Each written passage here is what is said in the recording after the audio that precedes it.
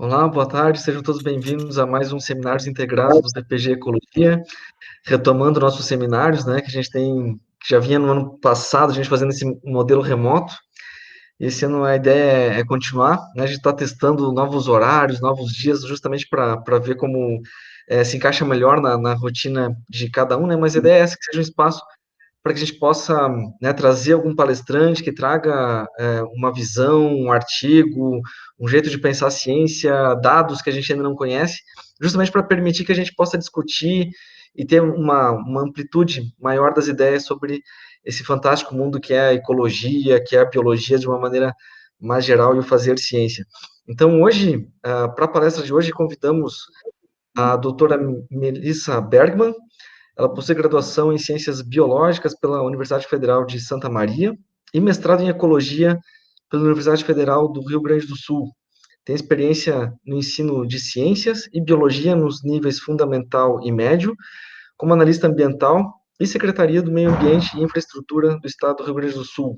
E desenvolveu atividades nas áreas de licenciamento e fiscalização florestal. E também foi tutora presencial do curso técnico em Meio Ambiente do Instituto Federal Farroupilha Campus de Santa Rosa. E possui doutorado em Biociências pela Universidade de Coimbra, em Portugal. Então, a gente agradece muito a Melissa por poder ter um tempinho para falar um pouco com a gente. Ela vai comentar sobre bioacumulação e dispersão de urânio por organismos aquáticos. E lembrando que essa palestra em breve vai estar disponível no canal do YouTube do PPG Ecologia, que é o Relatos de Experiências PPG Ecologia URI. Então, sem mais delongas, eu passo a palavra para Melissa. Obrigadão, Melissa. Então, tá, muito obrigada, boa tarde, né? Obrigada pelo convite. Tá, é um prazer estar aqui falando para vocês, né? Um pouquinho da minha fala, que é sobre, então, a minha pesquisa que eu desenvolvi na minha tese de doutorado. Tá, vou colocar aqui para vocês a apresentação.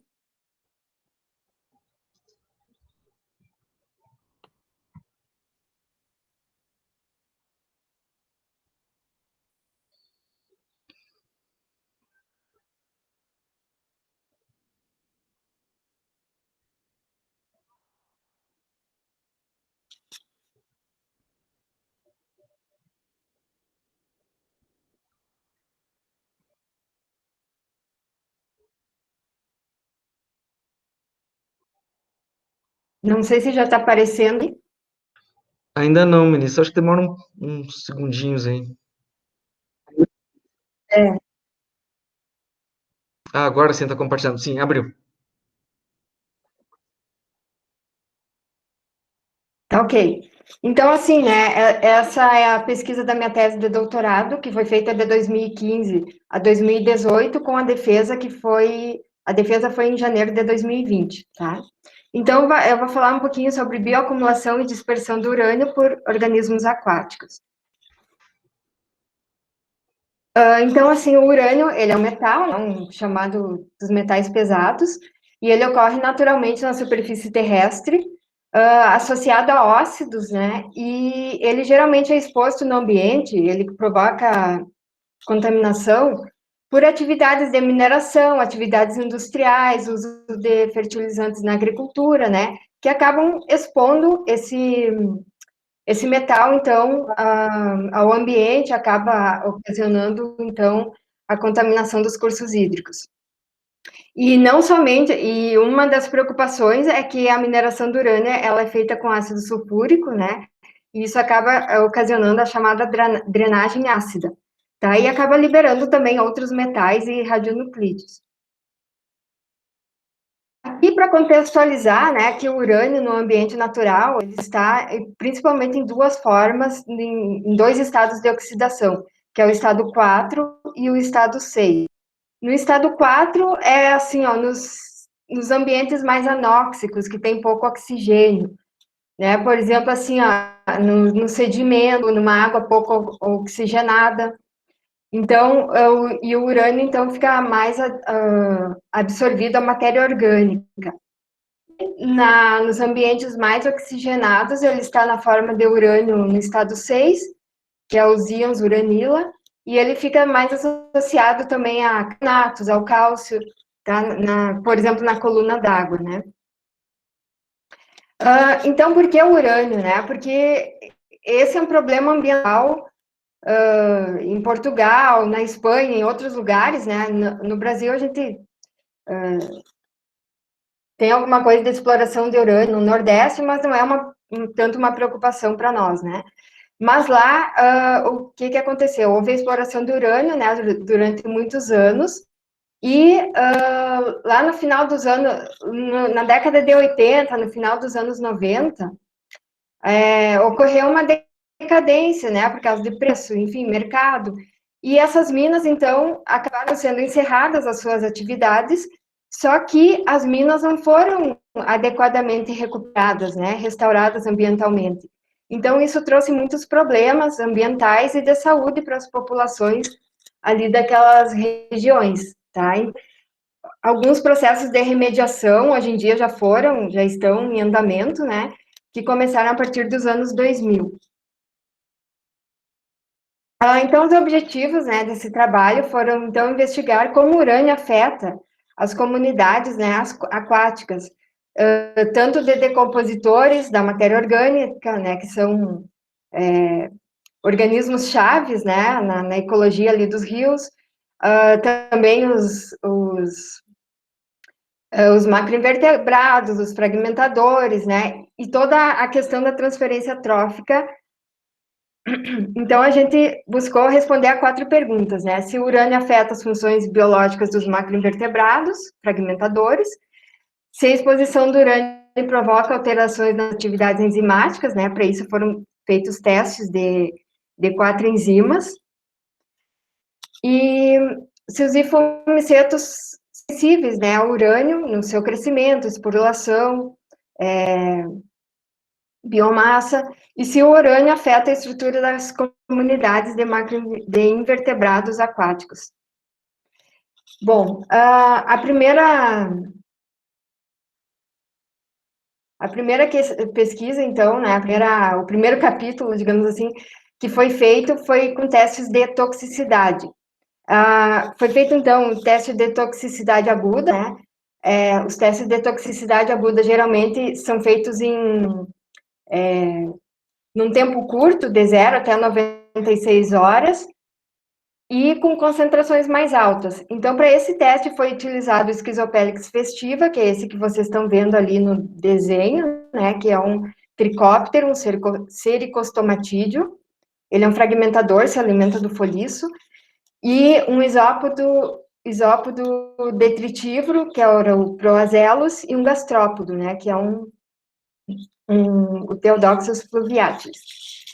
E também se realizou, então, testes de toxicidade crônica, né, que são aqueles testes com o maior período de duração, tá, que foi ali de 5 semanas, né, então a espécie mais resistente, que foi o Schizopelix festiva, e com concentrações de 0 e 25 microgramas por litro. A concentração 0 era água não contaminada, né? Que era o controle. E 25 microgramas por litro, porque essa é uma concentração que, segundo os órgãos ambientais, os organismos até conseguem, né, sobreviver, assim, não tem maiores riscos de sobrevivência nos ambientes naturais. Então, nós olhamos essa concentração aí. E aí se verificou taxas os efeitos dessa concentração nas taxas de consumo, no crescimento e na respiração. Foi feito um outro teste também para saber as formas de bioacumulação do urânio pelo Schizopelix festiva, né, se era pela água ou pelo alimento. Porque, assim, como esses invertebrados, né, estão na água, eles podem adquirir os tóxicos pelas duas formas, né. Então, o que foi feito? Ali tem os desenhos, né, dos copos, os recipientes, então, com água e alimento limpos, né, sem nenhum contaminante, com a água limpa e o alimento contaminado. Outro grupo que foi com a água contaminada e o alimento limpo, e água e alimento contaminados. Aqui nós temos, então, alguns resultados, né, do teste de sobrevivência, que era o de toxicidade aguda, tá? Então, nós podemos observar Os quadradinhos ali em branco são o Schizopelix festiva, né? Ele teve uma alta taxa de sobrevivência, foi muito resistente. Já o Theodoxus fluviatilis e o Proselus, que é o caracol e o crustáceo, eles já tiveram uma redução na sua mortalidade a partir de 16 miligramas por litro, tá? Observe que aqui as concentrações foram de 0 a 262 miligramas por litro, ou seja, são concentrações bem altas, né, bem mais altas do que aquela concentração ambiental que eu me referi antes. E aqui no crescimento, tá? O crescimento do Schizopelix festiva. Então, ele foi colocado, né, em 25 microgramas por litro. E nessa concentração, nós tivemos, então, 47% de redução no crescimento deles, tá? Em relação ao controle, né? E já para as taxas de consumo e taxa de respiração, não houve, assim, diferença. Aqui foi feito um teste também com o alimento que era fornecido ao Schizopelix, né, que é uma planta comum lá na Europa, que é o amieiro, a Aunus glutinosa. E então a gente verificou, né, como é que era a absorção e a eliminação do urânio por essas folhas, né, por essa planta, porque é o alimento deles, então eles podem estar adquirindo o urânio através do seu alimento.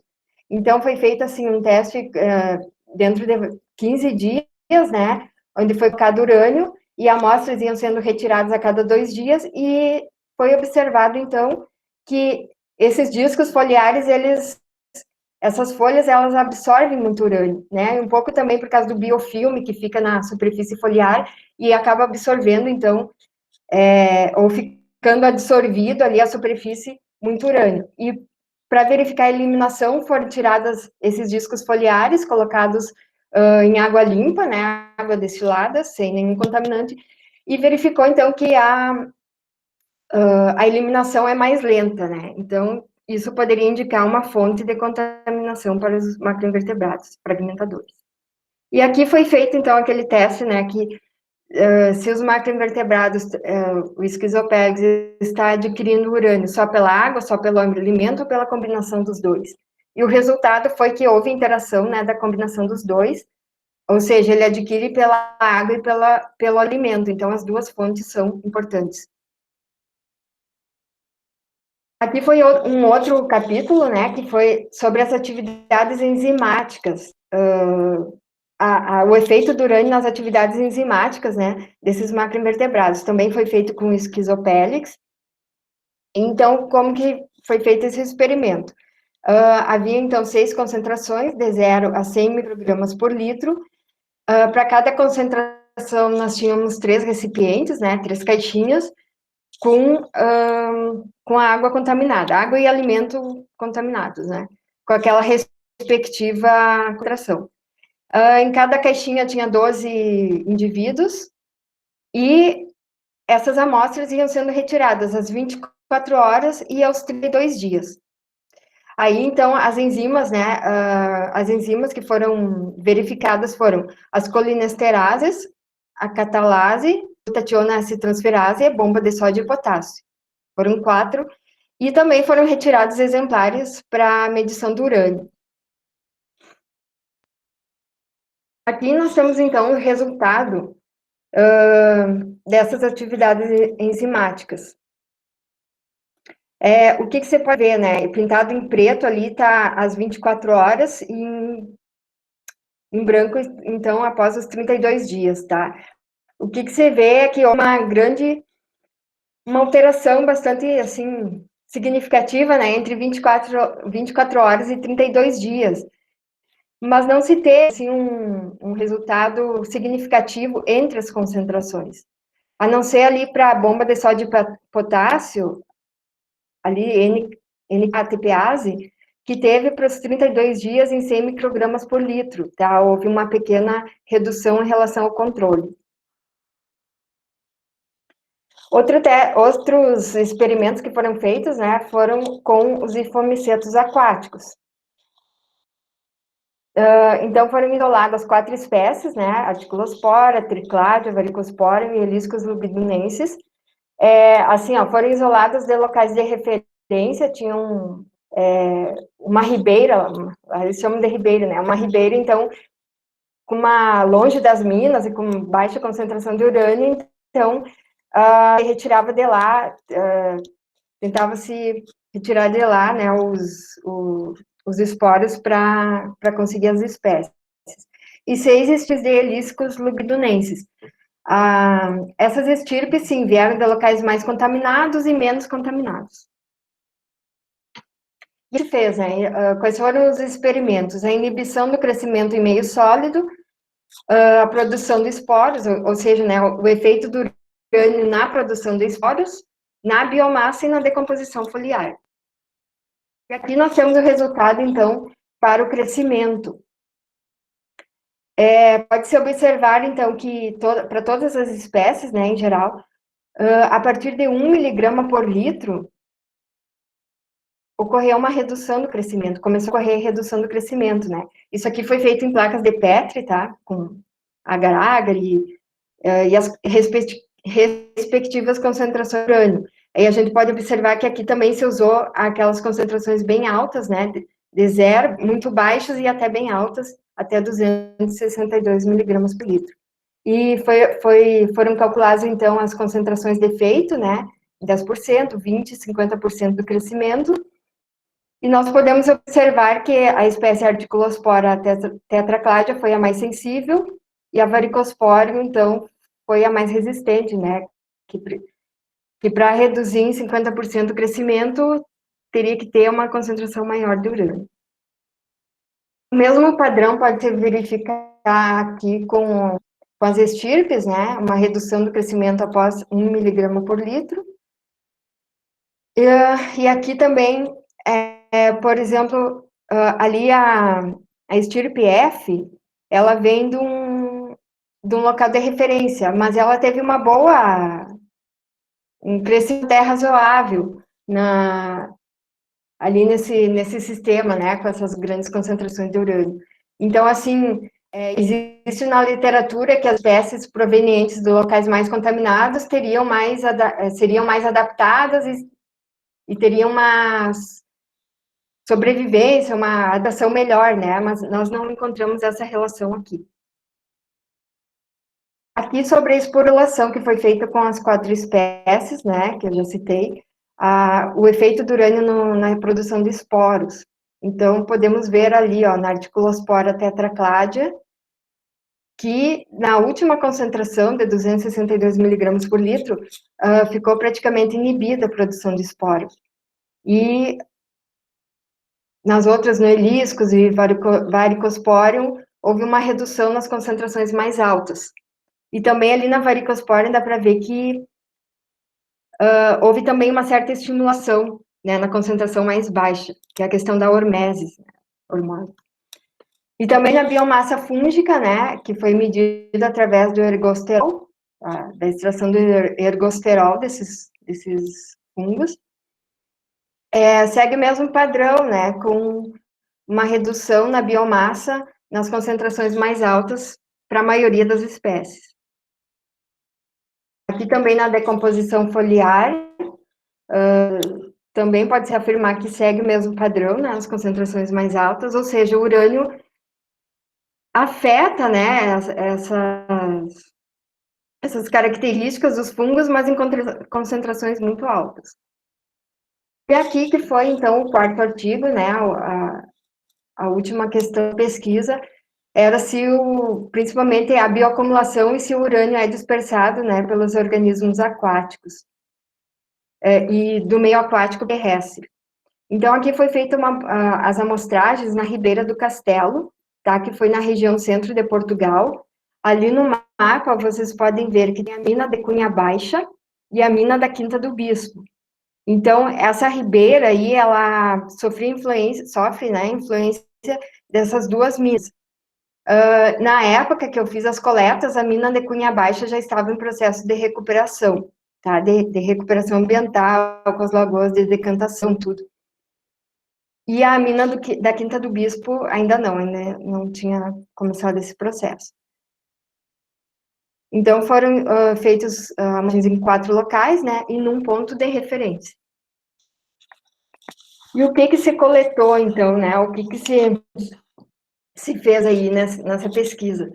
Você coletou, então, o líter, né, o foliço, as macrófitas, biofilme, também consumidores, né, que foram, então, coletados conforme os grupos funcionais, né, de alimentação, os raspadores, fragmentadores, predadores, e também adultos de quironomídeos, de tricópteros, odonatas, que estavam nas margens do riacho, né, das ribeiras. E bem aranhas nas margens das ribeiras, porque a intenção era saber se as aranhas que estivessem mais ali nas margens, né, iam ser potenciais predadores dos insetos que viessem a passar para o ambiente terrestre. E as análises que foram feitas, né, análises de comunidades de macroinvertebrados, para saber se houve diferença na estrutura das comunidades entre os diferentes pontos, a relação do urânio na água com os organismos, né, e a relação, então, do urânio bioacumulado nos organismos, a mobilidade do urânio, né, que foi feita, então, uma regressão linear entre o bioacumulado nos organismos e os isótopos de nitrogênio desses organismos. O que os isótopos de nitrogênio indicam, né?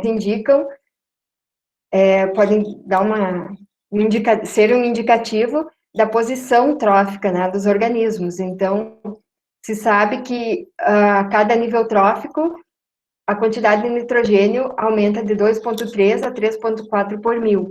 Então, quanto mais nitrogênio, por exemplo, os predadores, os consumidores, os carnívoros, eles vão ter mais nitrogênio que os organismos mais base das cadeias, né?